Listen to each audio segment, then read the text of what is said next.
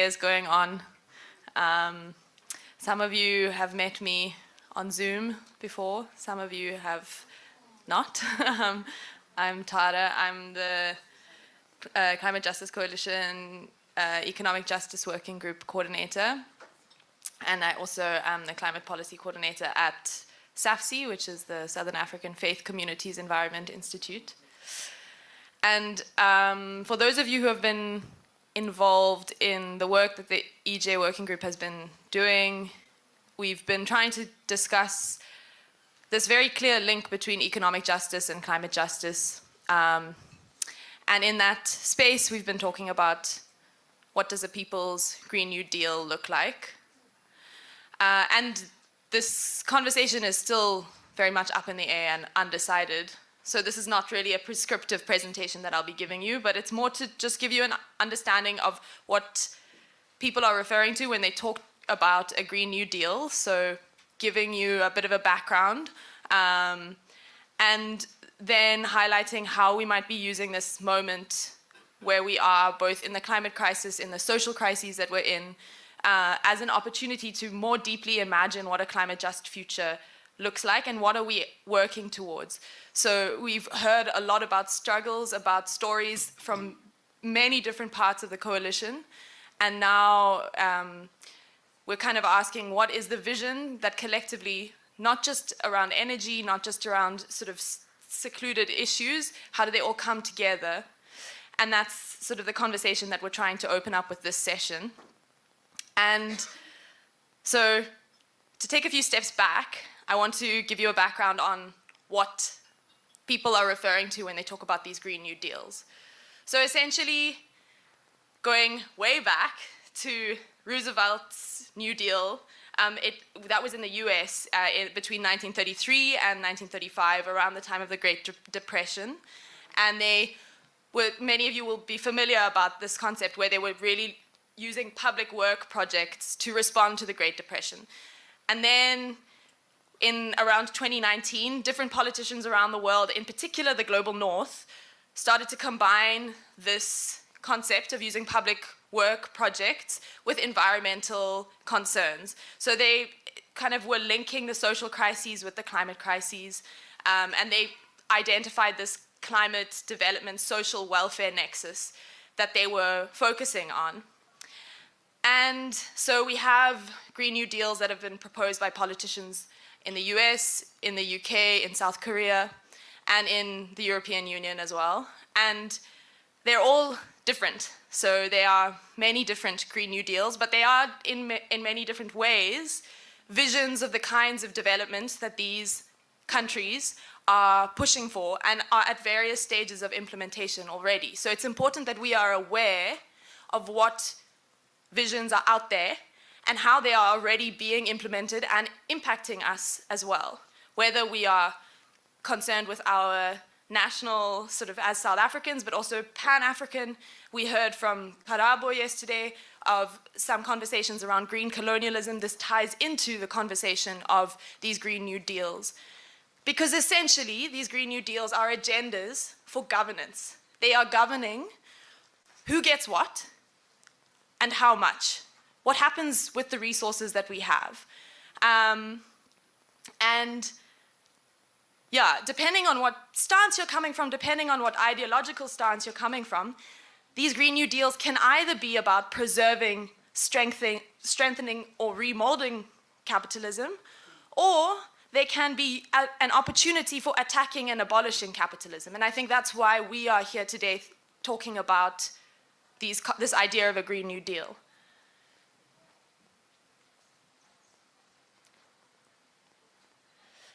So the common thread with many of the Green New Deals that are envisaged by the global north, by politicians in the US, by those who are within the European Union, is that they tend to be top-down.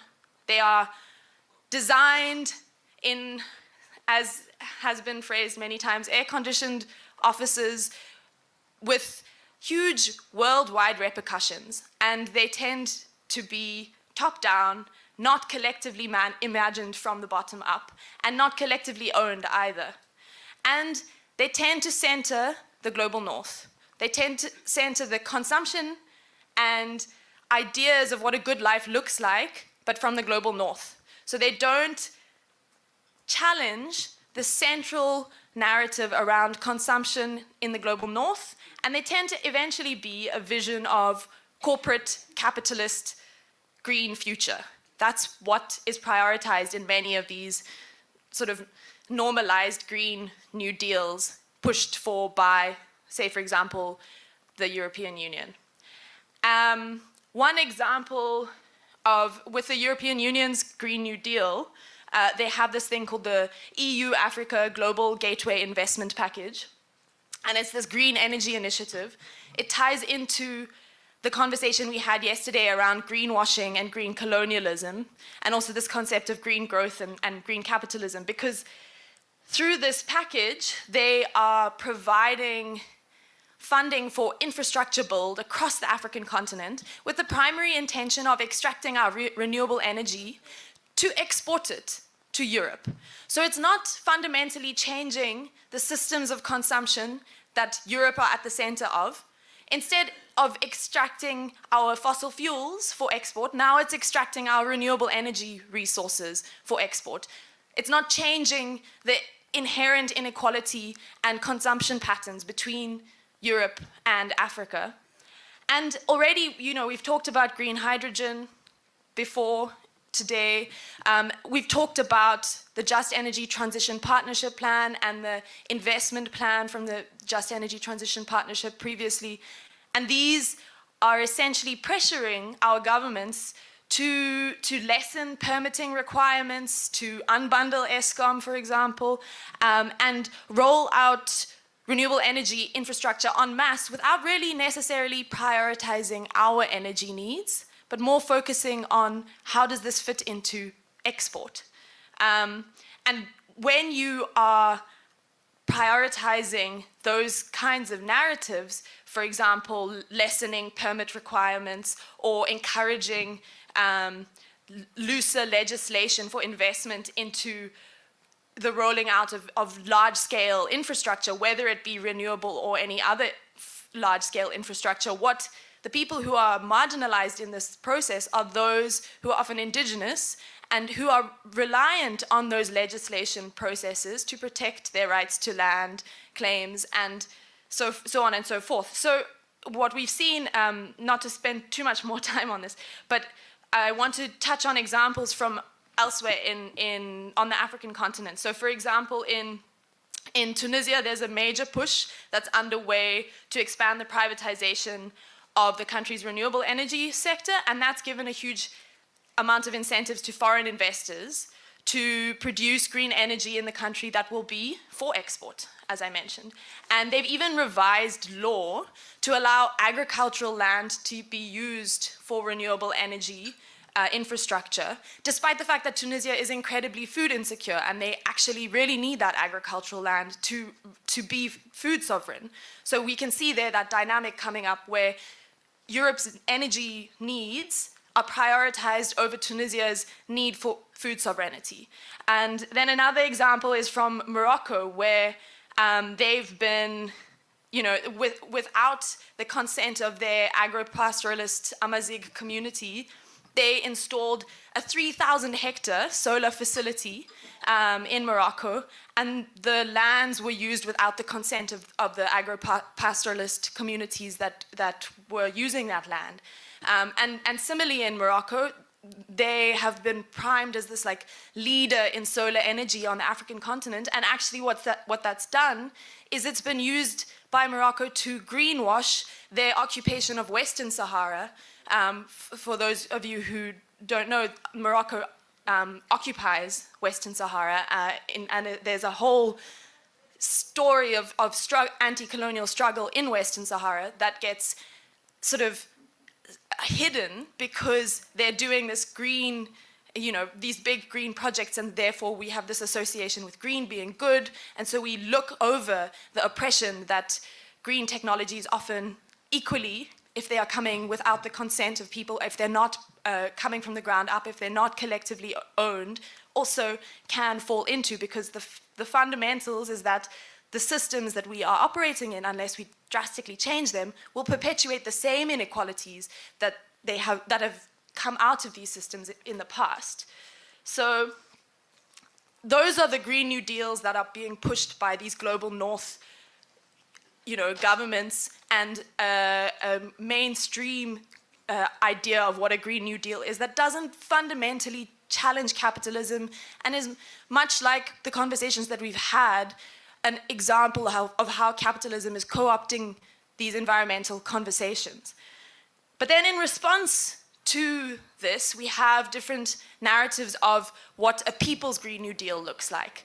They're challenging these top-down visions, but they mostly are also so far have mostly also been within the global north. So you've got different pockets coming from like Lisbon and Barcelona, and fundamentally they are recognizing, and I think all of us in this room as well are recognizing, that we cannot sustain capitalism socially or ecologically. It is not possible.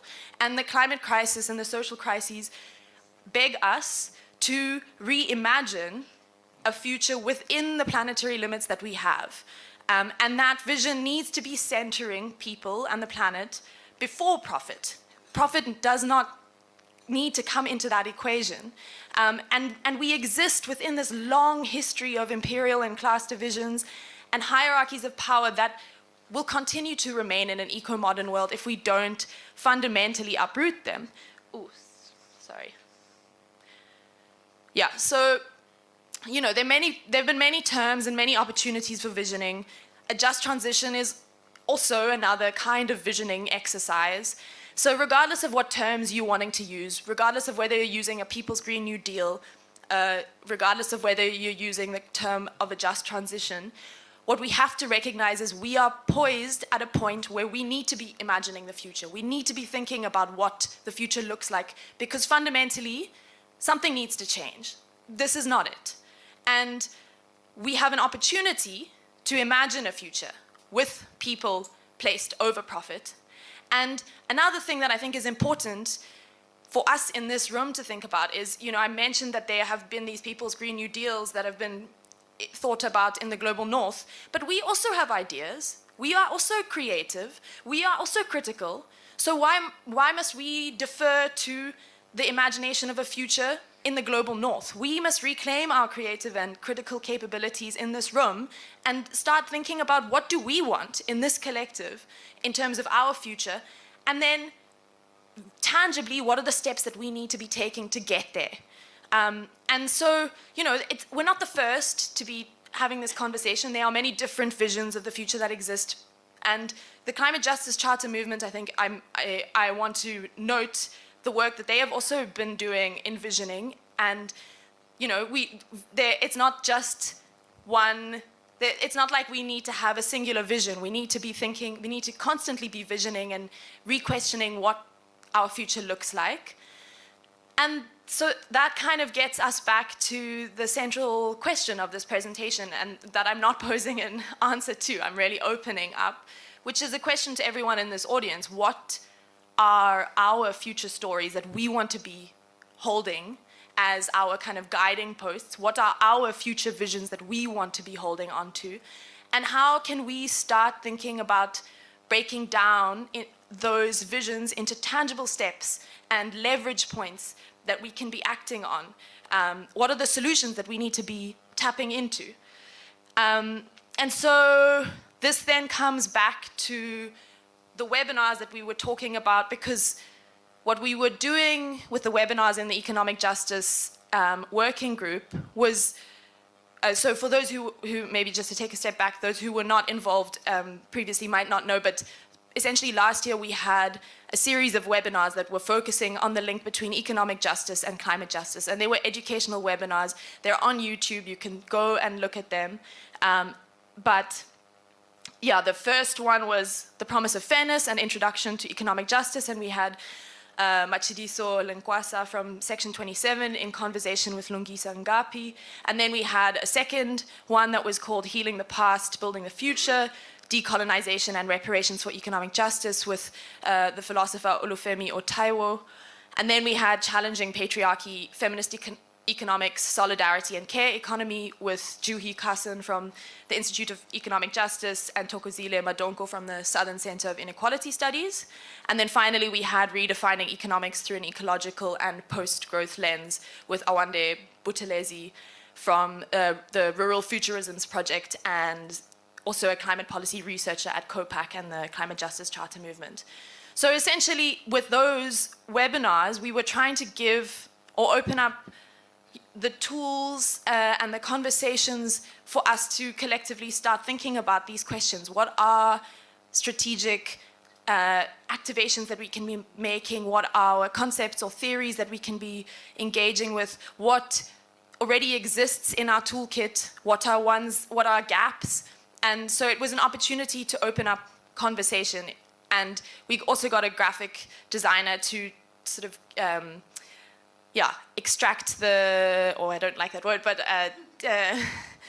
summarize graphically the webinars, harvest the key lessons from those webinars, and those are what you then see in these 4 canvases that are on the right of the room there, and that's also the documents that Alex shared in the WhatsApp group. So we'll be coming back to that, but at the end of this presentation. But essentially, the intention of this slide is really just to start you thinking about, economic justice is fundamentally about material concerns. We've talked about this already. It's about housing. It's about energy. It's about water. It's about public safety, transport. There's so many layers to that, and fundamentally, when we are visioning, we need to be asking ourselves, what does a good life look like within the very real planetary limits that we have, and what needs to fundamentally change in order for us to achieve that good life? And I just want to end with like 2 stats that I think are really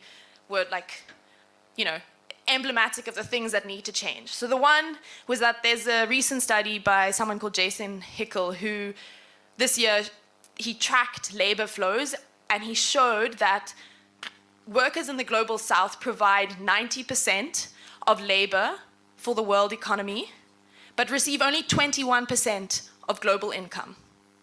So they provide 90% of labor, 21% of global income.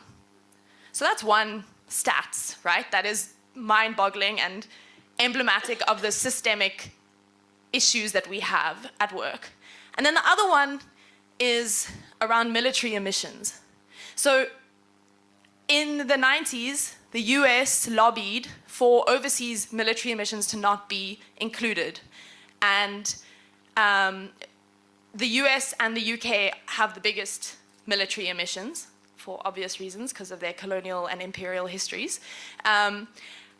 And currently, they are voluntarily reported on, but military emissions account for 5% of global emissions. That's more than the African continent. More than the African continent. If we could do away with militaries, we would have that. I mean, that's a whole other conversation, but still, militaries are such a big contributor, and what do they even do for us as the average people, So I think this also then ties into a broader conversation around visioning. Can we be visioning a world without militaries? Can we be visioning a world without this huge income inequality between the global south and the global north? These are the kinds of questions that we should be asking ourselves, and we shouldn't just be limiting ourselves by saying, oh, that's not practical, because ultimately a vision is what guides us forward, and we will find a way, but we have to have a vision that holds us together and like moves us forward, so we have something to mobilize around. Anyway, so that's my contribution, and I think now Cleo is going to come and share a little bit about practical demands that have been made previously around the People's Power campaign, which a demand is a form of a vision as well, right? It's a vision, and protest is a mobilizing point towards achieving that vision.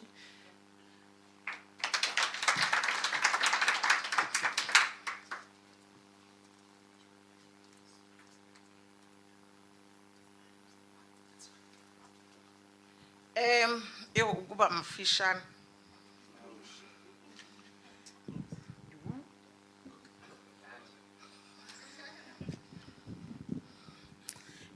Amandla. Amandla. No. Comrades, mine is too short to say. Let's give a big round of applause to ourselves. And the reason why I'm saying that, we did practice people's power and we were not aware that we are doing it on the 20th of March with the good and best driver, Ferron.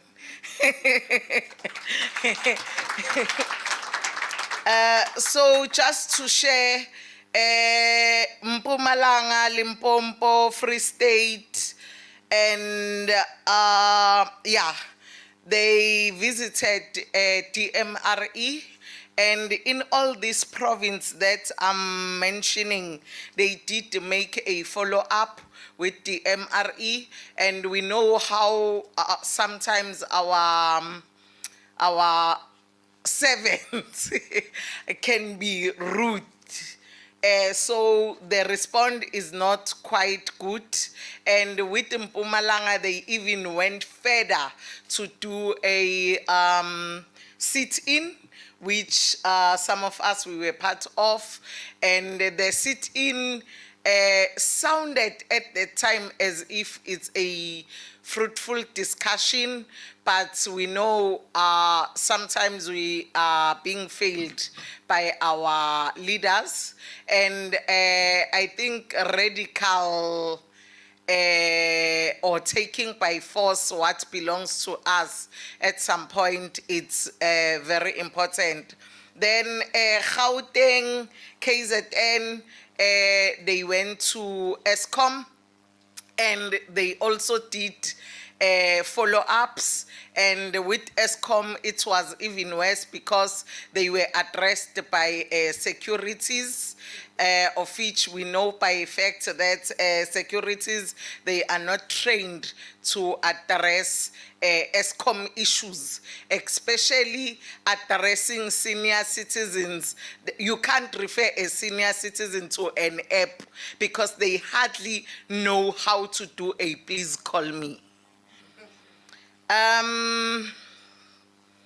Yeah, so I just wanted to say that then Alex will do the rest, and I think we scheduled a few meetings during breakfast,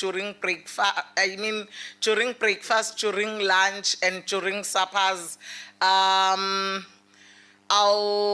After Alex's presentation, I'll tap on the shoulder in the provinces on taking our power even further to keep up the momentum we've already started. Thank you.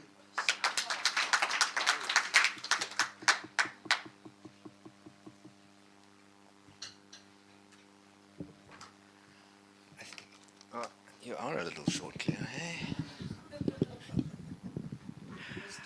I think while we are thanking people, I think Claire, as organizer of the Climate Justice Coalition, has been a central element of building that people's power. From the start of the coalition, Claire has quite tirelessly dedicated herself. So one of our central engines of people's power. Just a big thank you to Claire.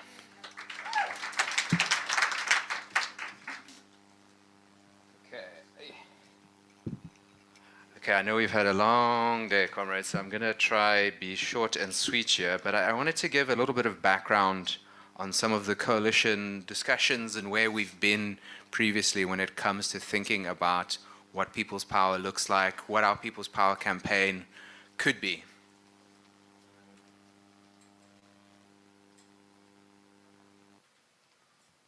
Okay. And I don't like standing behind that, so let me grab this. There we are. That's better. So we as the coalition we decided that we needed an overarching campaign that would bring together a collective vision of what that transformative climate justice vision would be like, right?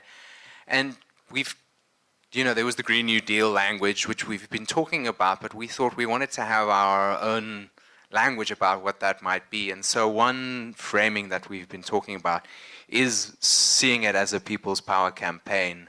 And this ties into the fact that when we're thinking about the climate justice struggle, this is not a struggle that's discontinued from previous struggles. This is a continued struggle against the legacies of colonialism, of apartheid, when we know that people's power was a central element of fighting apartheid, people's power was a central element of the Black Panther Party and radical black activism in the United States.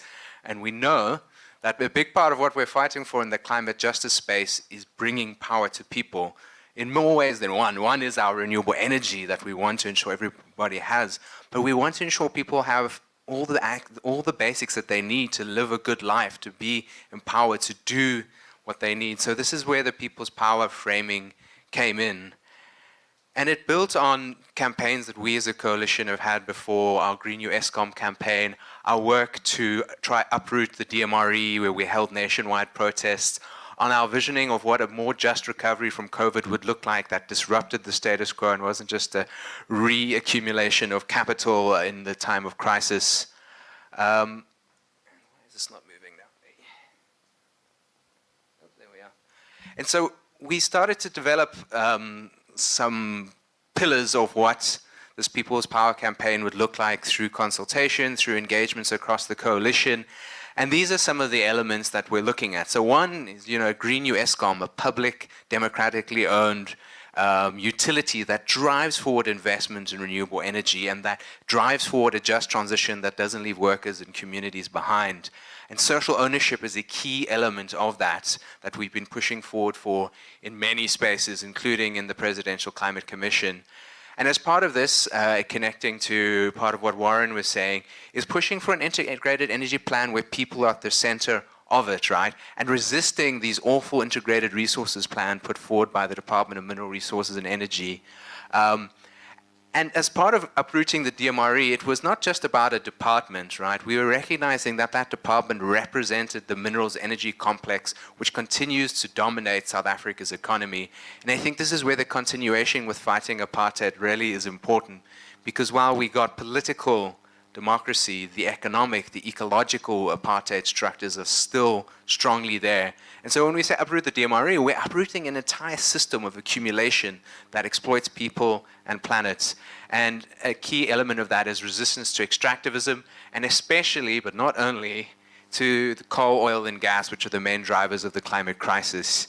And within the economic justice space, some of the demands that we have put forward previously as the coalition are around the need for a wealth tax and progressive taxation that also taxes polluters and resource extractors.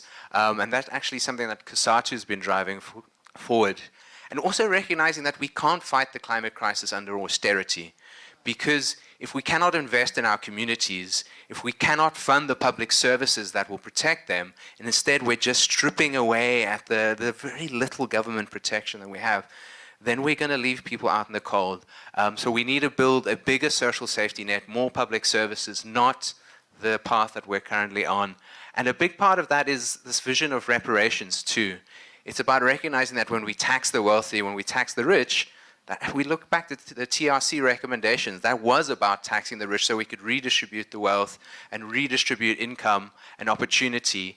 And as part of that baseline, thinking about a universal basic income grant that can be part of that social safety net. And also including within that water, jobs, land, education, transit, health, and well-being. This is the public investments we need to ensure everybody has access to this. And at the heart of this, I mean, when we think about people's power, it's about democratic engagement, right? It's about ensuring that people have the power and are in the seats that are needed to drive change, not just consulted after the fact once the plan's done, right? So thinking about the importance of free, prior, informed consent, like meaningful, deep, free, prior, informed consent, and driving the legal tools needed for us to drive climate justice. And Comrade Rob will be helping us with some of that tomorrow. and at the core of it, also fighting the suppression that has been occurring against activists and deepening democracy through things like participatory budgeting and ensuring meaningful democratic engagement that isn't what we see now, where, for example, you look at many of our political parties are funded by the very corporations that are driving the crisis. I mean, some of the ANC's biggest funders, we think Patrice Motsepe, some of the biggest mining capital in the world. We think even our president, right, a mining billionaire. It's very clear that our government, if you look at who funds them, who drives them, is the face of the minerals energy complex that we're trying to uproot. So how do we reclaim that and build an eco-social, or some of us would say, we have different ideological strains within the coalition, which is part of what makes a coalition a good thing. But many of us would fight for an eco-socialist vision of uprooting that mineral energy complex and putting ecological and social well-being at its core. So that's kind of where we are. And the point of People's Power Campaign is not for us as the coalition to give you a prescribed vision, or us as the secretariat to like give you a top-down prescribed vision of what this should look like. And so a big part of what the steering committee and others have been talking about is the need that if we're going to build this, how do we shape this together, right? How do we build this vision together? And so tomorrow morning is all going to be about breaking into working groups around different issues and starting to get very concrete about what is it that we as comrades want. Because we want to hear from you about what is the priorities, what is the vision that you want to see at the core of this particular work. So this is some blueprints or some guidelines from what we've done previously, but we want to build on from what comrades bring here too. So yeah, that's a brief outline of the People's Power Campaign. Now, artwork. Tara, can I hand over to you? So now we just want to like end off with a little bit of engagement with some art. I think people are tired, so we can have some engagement with some of the artwork that was created out of the Economic Justice Working Group, and then just open it up for conversation, and comrades can input as they feel free. But also start thinking about what are the working groups that you think we should be engaging in. Like, what are the key issues? Like tomorrow, when you sit down, you want to have something that you really want to like dig into and provide concrete demands and a vision on. What would that be? So start thinking about that, because we're also going to ask you to begin to develop those working groups too. Oh yeah, sorry, let me unplug there for you. Yeah, so I know today we've given you a lot of information, so we've downloaded a lot on you. Tomorrow it's all going to be predominantly about you coming back at us. So apologies, this has been a lot of content, and some of the panels went longer, so we didn't get as much of the conversation back and forth, but tomorrow we just want to hear from you.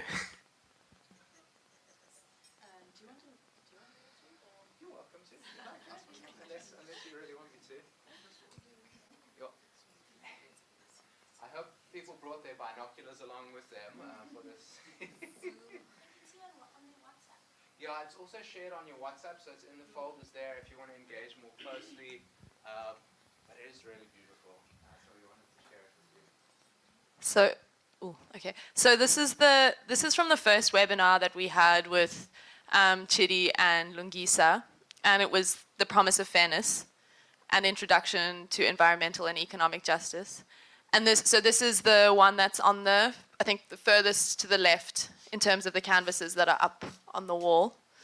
And so how we're going to do this is I'm just going to read through all 4 of them, and then we're going to open up for, if there's energy, some kind of conversation in plenary, and hopefully through the conversation identify the key working groups as well that for tomorrow's breakout session. So it starts saying, many argue that the transition from an extractive economy powered by polluting coal, oil, and gas to one powered by renewable energy is an opportunity to correct past mistakes and build a fair society. And then it goes, in the current economy, both people and the planet are exploited. The just transition promises a more equitable and sustainable future for all. However, previous transitions have marginalized poor and vulnerable communities. And I don't know if what I might do is, so this is where we are. And then we go here, and it says, South Africa's transition away from apartheid brought hope for justice, but many have not seen many benefits of the democratic promise. And so it says here, continued poverty and inequality. And here we have, it says hope here.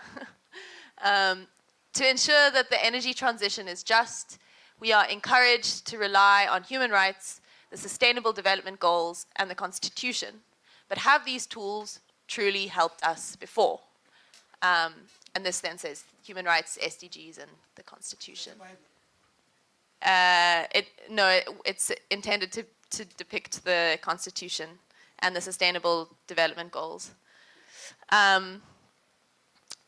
Many believe these legal and policy tools have failed to adequately address economic injustices rooted in colonialism and apartheid. And then we have capitalism, exploitation, poverty, inequality, historic debt. And now it's getting a bit difficult for me to read from here. So then it says, the tools we have may not be perfect, but they can help if we fight for true public participation. We can use them to hold power accountable. Decolonial, ecofeminist, and grassroots perspectives ask us to go beyond these tools, to center marginalized people, embrace indigenous knowledge, deepen public participation, empower grassroots initiatives. To achieve true economic and environmental justice, we must advocate for systemic change. And then it asks, what does systemic change mean to you? So that's the first one. And yeah, I don't know if it's, I think it makes sense to go through all four. Or how do people feel? Should we go through all four and then we open up? Okay.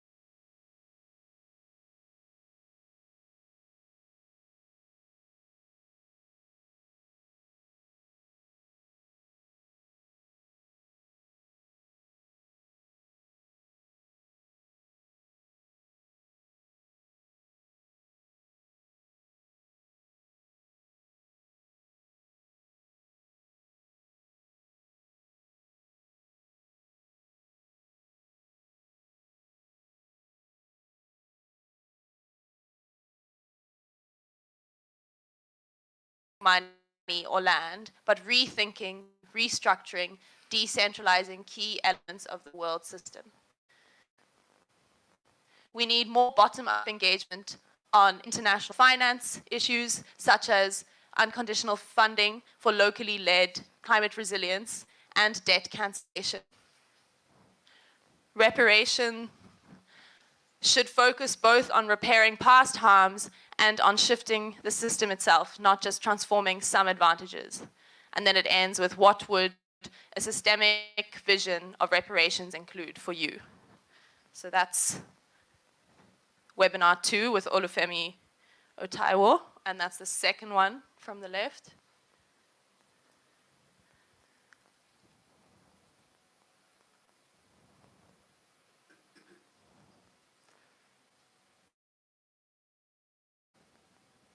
And then this one was with Thokozile Madonko and Juhi Carson, and it's called Challenging Patriarchy, Feminist Economics, Solidarity, and Care Economy. Start saying, feminist economics is an alternative way to analyze our economic system that focuses on gender equality and the value of unpaid care work. We can learn a lot from its principles in the struggle for climate and economic justice. The capitalist economy is extractive. Huge profits are generated by taking resources and exploiting the reproductive labor of women and nature. We rely on nature to renew resources and ecological systems, while women are relied on to take care of society and the workforce, all often without decent or any pay. The value of reproductive care work is not adequately considered in mainstream economics. Care work is fundamental for human life. Our economy cannot function without it. Studies show that care work can contribute up to 60% of economic activity to the country. In most societies, women carry the main burden of unpaid care work. Often, they also do paid labor, resulting in poverty and exhaustion. The impact of climate changes on food systems and public health are making the burden of care work more. We need a state that values and accounts for care work instead of leaving individuals and families. Analyzing policies like the budget through a feminist lens means asking how it will affect gender equality, essential services, and vulnerable communities. Shifting from recognizing the value of care work and nature and property, and properly accounting for how they contribute to the economy. Movements and organizations must act in solidarity with women, nature to advocate for this. An eco-feminist approach argues that the just transition must be expanded to include care work, nature, and social protections. Revaluing the reproductive labor of nature, women, and care work is key towards achieving climate and economic justice. And it ends with asking, what should an eco-feminist future look like for you? Okay, I know this is like quite, but I also hope that you are still here. So then the last one was with Awande Buthelezi from the Rural Futurisms Project. And I really would also recommend, if you have the time to watch these videos, they're on YouTube, so you can get more insights if you have what the speakers shared.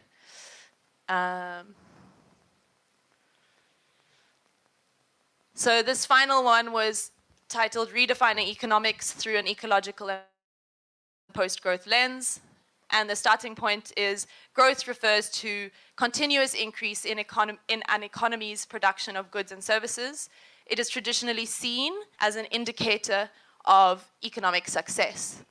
But can we keep indefinitely and indiscriminately growing while staying within safe planetary boundaries? Some people believe that we can by integrating environmental sustainability into current and economic industrial practices. The problem with such growth-centered approaches is that they do not do enough to address the structural causes of our interconnected economic and ecological crises.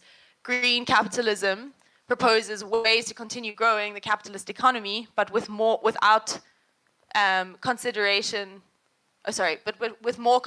for the cost of our planet. How does unfettered growth affect people and the planet? What about increased pollution, resource depletion, food insecurity, and overconsumption? Approaches driven by growth ultimately place profit before people and the planet. When analyzed closely, they do not seem like stable ways to reach our goal. And then we move here, I think. The climate and economic justice, we need to move beyond growth as our ultimate goal. Post-growth approaches argue that we should focus on the quality of life rather than just the quality of goods produced. With this alternative, we would measure the success of an economy with other markers like well-being, equitable access to resources, and biodiversity. We would focus more on the shared prosperity than individual accumulation of wealth. And then by challenging orthodox economic approaches and focusing on more than just growth, we can build our own solutions to achieve economic and climate justice. We can build localized solidarity economies and promote low-carbon jobs like teaching and nursing. We can advocate for common goods and strong public services like electrified and affordable public transport, which are good for both the people and the planet. And then the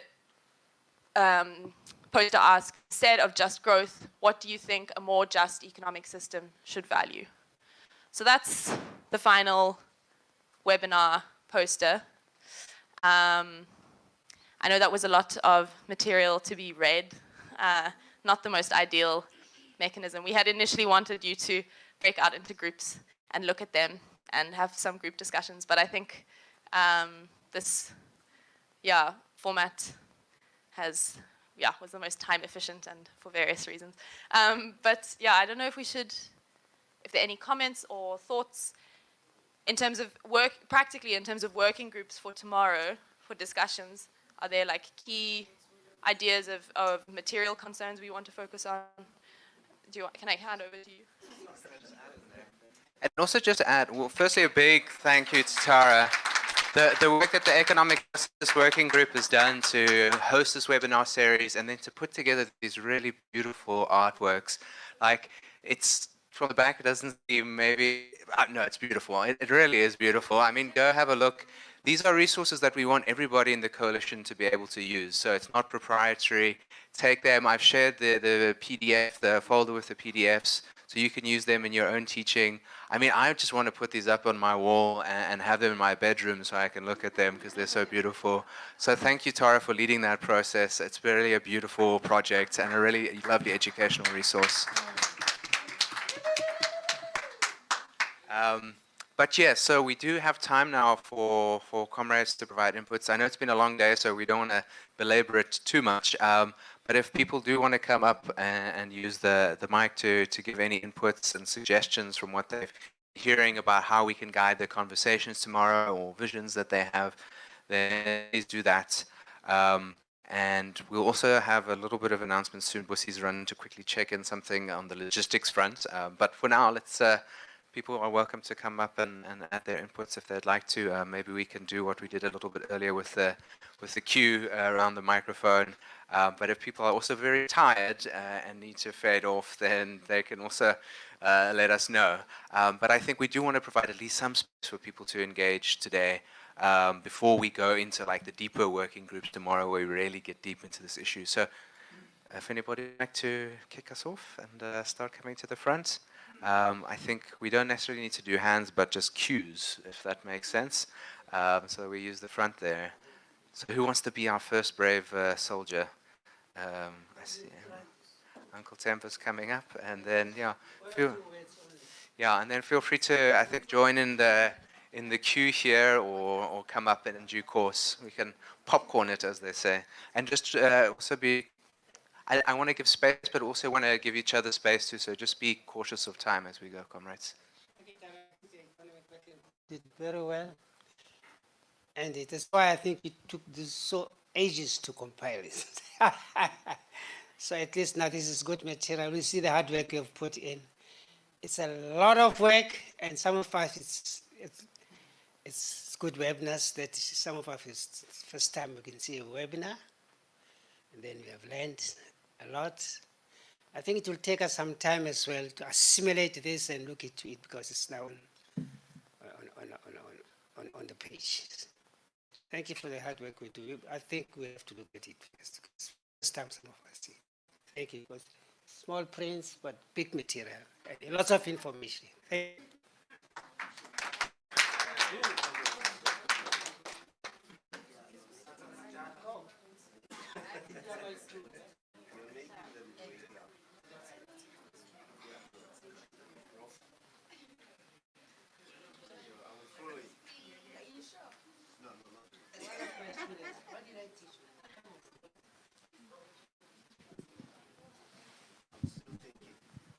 So more just a comment. I think this is brilliant. This is what we need to be focused on all the time is what is the way forward? What is the collective vision? What does our future look like? I spend a stupid amount of time. Is that fine for the camera? I think so.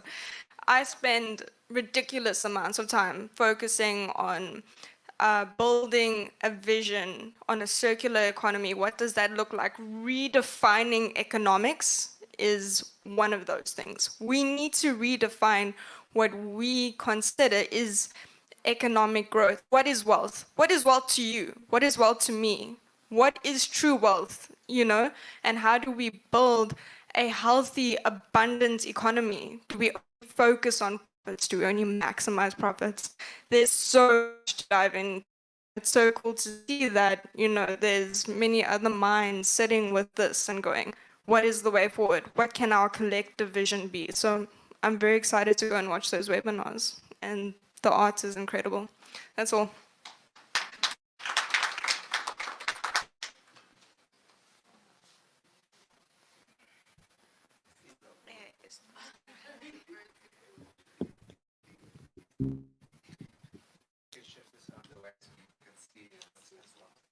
That's short. Wasn't a comment in your eye. Thank you. I echo the same sentiments around the artwork is really great, and I think it speaks to the point around being specific and really having a narrative and having a vision. I have 2 points, and this is just around how we think and how we go into tomorrow. One is around strategic radical steps. And I know that radicalism has obviously been painted as this horrible thing, but what is happening in Burkina Faso is really a marker for what needs to happen on the continent. The radicalism there is not people fighting, and I mean, obviously the coup happened, but there's a strategic radicalism that is happening amongst those 3 countries that a lot of the decolonial leaders have been wanting to do. We've been wanting to do that for the longest time, where they're nationalizing mines, they're taking back their power essentially, and it may look radical, and the radicalism may not be us fighting, but it has to be strategic. And I wanted to just push us a bit to think about strategic radicalism and what that looks like. And it doesn't always have to look like fighting, people dying, blood being shed. It really be strategic. We may need to remove certain people out of our economies. We may need to change some of our laws very radically around the functionality in our country. We need to tax people for some of the minerals in ways they're repaying. We really need to think about that. But the other point I wanted to make is around also preparing for the other side, because some visions are always great in that we are like forward-looking, what's going to happen. We need to prepare on how we're going to respond to the retaliation to these things. We don't need to think about, okay, this is what it's going to look like. They're going to retaliate. They're really going to retaliate. And how do we then think about how we're going to respond to that? We're going to have a vision, we're going to start things, they buy some of you guys, and then next thing you're here telling us about coal, and how do we prepare for such things? So be aware that they have the money also. They have the money, they have the power, they're going to utilize different strategies to weaken a lot of the stuff. How do we prepare for that? Because it's not just going to be a clean movement into this vision, it's going to be messy. Thank you.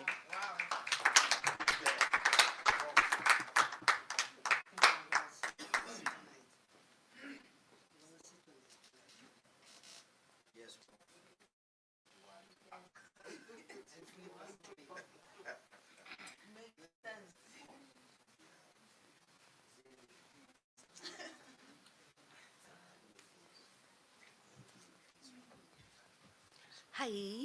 So guys, I do have a bit of some stage fright, so pardon the social anxiety.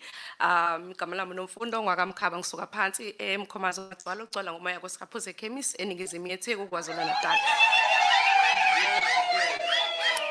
Siyanamukela ezweni lethu la KwaZulu Natal yet again. So I'm a spiritual tree hugger, and I don't know if it's 2 or 3 things, but my mind is a bit curious. Call me Crazy Lizzie. Love the art, it's beautiful, it's amazing, but I'm worried about the fact that it's in the master's language. It's not an Anguni language. So how do we take this to an older generation or illiterate generation, or however it might be? Secondly, when you're printing, I'm an informal waste picker. I'm a founder of Omama Benvelo.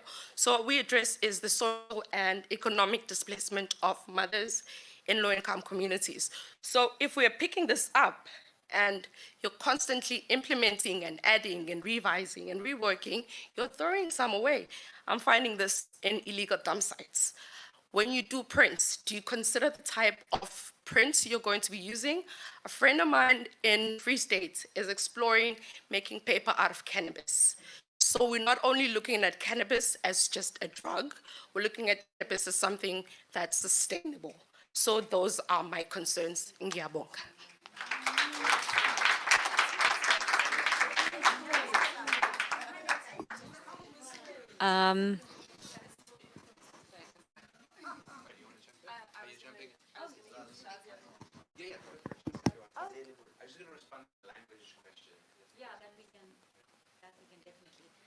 Yeah, on the language question, we can definitely and we will translate it in the future. This is just the first version that we're working on, but definitely we translate almost all of our materials. Everything is usually translated into as many of the indigenous languages as possible. So we will be able to do that. And also, we haven't yet printed this. We just printed these as canvases, which we'll be using to display and in workshops and at our office. And some people want to take it home, but I don't think that's going to happen. That's at this stage. Not at this stage, but eventually we will be printing them out. And you raise a very good point. We will have to think very seriously about the way that we print our materials going forward. Thank you.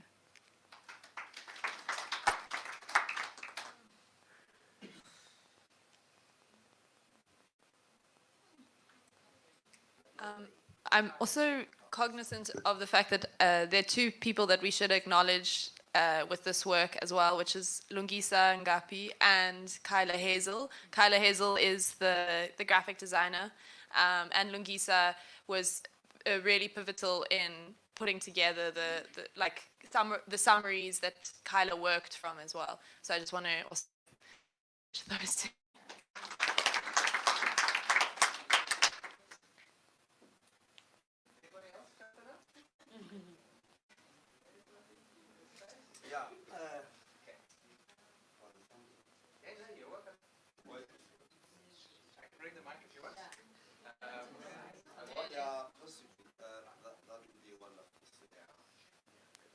This thing of working. Yeah, thank you very much, comrades. I'm not I'm not sure if I'm in the right state of mind to say a few things, but I was just thinking I will speak as I think or feel. I'm a little bit tired, but I think what I may suggest is that we should think of the support and the empowerment of communities. What do I mean by this? We have to talk about a true inclusion of communities. In most cases, in the civil society, you may find a few groups of organizations at the local level made up of 20 out of 10,000 members of community. And unfortunately, this creates another layer within our society. The civil society organized as we are organized today, and then you have government or elite on the other side. And then sometimes politicians are quite clever and versatile. They simply go to the community that we have ourselves disconnected from. And then they go there and they say that the civil society is simply misleading you. This is what the government wants to do for you.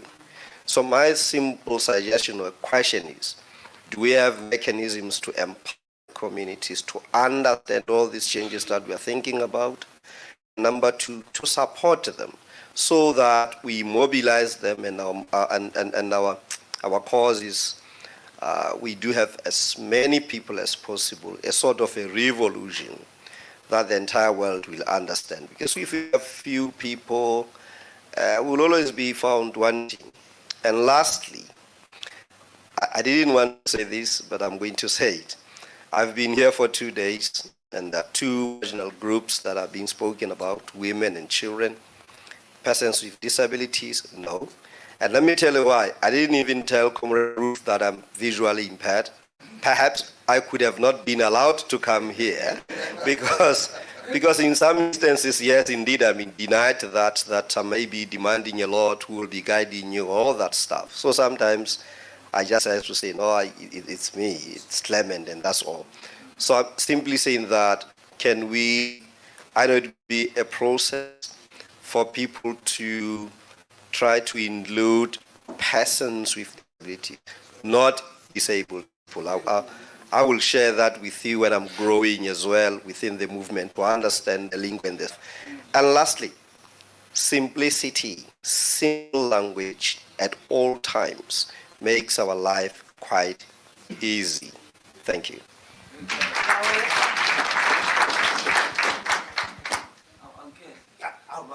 Thank you so much, Clement. And I think as a movement that espouses intersectionality, we must be much stronger on that, and we must commit to that. And especially when we look at the climate crisis and the way it impacts the emergency plans, for example, in the city manager was talking about the emergency plans. Did you mention anything about special plans that they made to ensure that disabled people or people with disabilities, thank you, Clement, would be able to be part of those emergency plans? So I think this is very, very important. So thank you, Clement, for that. Is there anybody else that wants to come up, or are people feeling like it's time for... I see Nati, do you want to come up, or shall I run to you right the way? Let me run, I'm tired as well. Colleagues, I think mine will be the submission on to saying, I understand we're saying let's intensify the movement. And I think as one of the approaches in intensifying the movement is to say, these people in this room are just representative in the coalition. They are not the true representation of the coalition. Because some of you own constituencies that are more than 500. That constituency is part of the coalition. So in programs of the coalitions that speaks to mobilization, it does not need to be you as the representative of the organization alone. Mobilize the constituents that belongs to the organization so that they become active participants in the work of the coalition. The coalition will never be alive if these organizations are never alive. For it to remain in existence, these organizations do their work in order to fulfill the vision of the coalition. Hence, it is more critical that I think the discussion that we are having here is to say, let's have a clear vision on what do we want to achieve. What are the top priorities we have in Mpumalanga? What are the top priorities that we have in Western Cape, Gauteng, Eastern Cape, Limpopo, Northwest, KwaZulu-Natal, and any other region? So that members of the coalition will be given an instruction to say, in KwaZulu-Natal, we expect organizations that are affiliated to the coalition to partake in waste management and advocacy to assuring that people participate in the circular economy. It's those kind of things that says, people in Mpumalanga, let's assure and respond into issues that are raised and threats that are raised by mining. Because the challenges, we may want to respond to them, but conditions are totally different from each region. So we need to target and be clear on our objectives, on what is it we want to achieve. And in doing so, it will guide our work and our operations. And I will propose to say, part and parcel of coalition need to decide upon is to say, in these monthly meetings that we sit, organizations need to send reports into the coalition, so that we understand that you becoming the part of the coalition, there is the work that you are doing. Not for you just to become a person who will be available only when we are required to go into a political school or we need to be booked somewhere. Let us work the ground. Our work is not in hotels, it's in the communities. So let us spend more time in ensuring that there is grassroots work and the groundwork that we are doing in ensuring that there is progress in advancing the agenda that we want to do. And that's the only way we're going to achieve this. Because if you understand clearly, we won't achieve it by sitting here. Yeah. The people whom are affected are not here. It's people whom are at Mlas. It's people who are there in all. I've been told, and we're speaking with my sister here, saying there are people whom are sitting that were displaced in time of floods and they are located somewhere around town. And I said, perhaps the coalition will have considered, not that it's a proposal that I can lay into the, let's visit those people to check the conditions that they are in, because they are just close by. They are the victims of floods. For 2 years, they've been kept there in evacuation place. Perhaps visiting them wouldn't be something, because we once spoke of mental health and social support that is needed, even when you're going through tough times of that nature. It's a proposal that I can lay even to this room, that if we get time tomorrow or any other day, because we do not know what they're going to be subjected to tonight. As the weather threatens, we do not know, because those people are vulnerable. I think that's what we need as the coalition. Let's fasten our ties, let's go to communities, let's engage people. And let's engage each and every stakeholder, even government. Because sometimes not engaging someone is a crime on its own. Because you think someone knows about your problems, only to find that they are not in touch with the reality of what is happening on a daily basis. So let us bring the reality to the dining table and say, we are not here to dine. We are here to resolve issues. Here is what our people are subjected to. Here is the solution that people want, not what we think is good for our people. Because we are not here to be spokespeople of communities, but we are just here as concerned citizens that want to be the voice of the vulnerable. If you are the voice, you do not speak your wisdom. And I do not want you to think that you have absolute wisdom than any other South African that is here. But the only thing that you have is that you have taken a decision to listen to the problems of the people and communicate to the government. So let us continue doing that. And where temptations come, because these things happen, where temptations come that your individual interest supersedes the collective interest, do by all means suppress it. I urge, because these are things, you are dealing with critical things here. And these temptations are there in the table. They will attempt anything. We read in history. They even do it today. There are some that have left others battlefield. And today they are better people.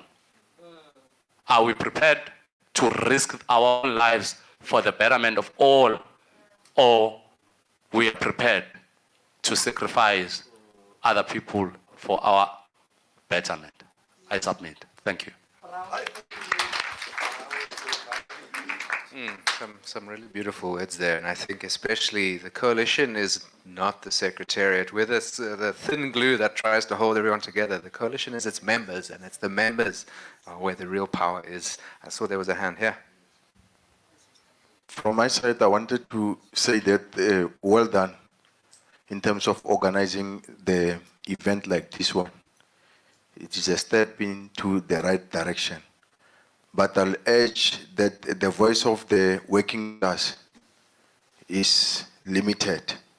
Maybe it's where you must try and listen to all the voices, especially the farm workers and the vulnerable, because they are most marginalized people, are working in the extreme sun, that no one is protecting them. And to organize in the farming area, sometimes it's not a child's play. Because when you try to organize them, the employer will push back, fire the employees, and sometimes it's better to leave them, not to make them join the union, because when you make them to join the union, it's where you put them on the more threat to lose their job. And then another one that I'm urging you to do is the climate summit. Like if you still remember, there was a farm summit in Western Cape that was inclusive. All employers, all stakeholders in the same room. And then the decision government, they were also there to account. Because if maybe we do that, everyone is going to be there and then it's going to commit. And then we take a decision. It's not like you are still going to want someone to come and account. Everyone is there, government, they can account at the same place. And then the last issue that I'm asking the summit also to do, the climate summit, is to go around, not only into the big area, but sometimes you go to Sukuku, and I'm making an example, with the so that we can feel exactly what is that they are feeling there. Sometimes we go to Rustenburg, all these areas where there is challenges, so that we can have first-hand feeling of the feeling that the people are feeling. But all in all, even the stakeholders, the people that are helping this summit, I'm giving you a 10 out of 10. Thank you. Comrade, and I really do appreciate the critical feedback and the suggestions of how we can improve. So thank you for that, and definitely agree that in terms of the sort of voices that we'd be helping to raise up, bring into this space. Thank you. Is there anything else that comrades want to bring in? I hear somebody are people tired? Is it time for to call it a day? Yeah. I mean, I'm really impressed. I mean, looking at how many people are still in this room after such a long day, I want to thank you for your commitment, comrades. Like, these conversations have been rich, they've been challenging, they've been really, really inspiring as well. They've also been very difficult, hard, emotionally charged ones that are draining. So thank you for everything that everybody's brought. We can craft some and we can have more collective conversations. So I'm very excited for that, but I'm excited for you guys to get some rest, to get some food in you. Dinner will be served in about 20 minutes from 6 o'clock, so if you're feeling hungry, it's just around the corner. There are some logistics. Oh yes, there's poster making tonight at from about 7 o'clock. If people want to come here, make some posters. We're supposed to do a protest tomorrow, extreme weather. I'm going to have to do some thinking about what that means for our protest, and then maybe we'll have to think about that tomorrow, about what that looks like in the extreme weather. But but we can at least figure out how best to use them tomorrow. And during the poster making, we can put some music on, we can have a little dance if people feel like dancing. Unfortunately, alcohol, we asked the manager, some comrades were saying, can we bring alcohol to the poster making? Some managers like, no, you can drink alcohol in your rooms or in the bar, but not in these spaces, unfortunately, for those who were looking for a drink. But you can get in the bar or in your rooms when you need. So just yeah,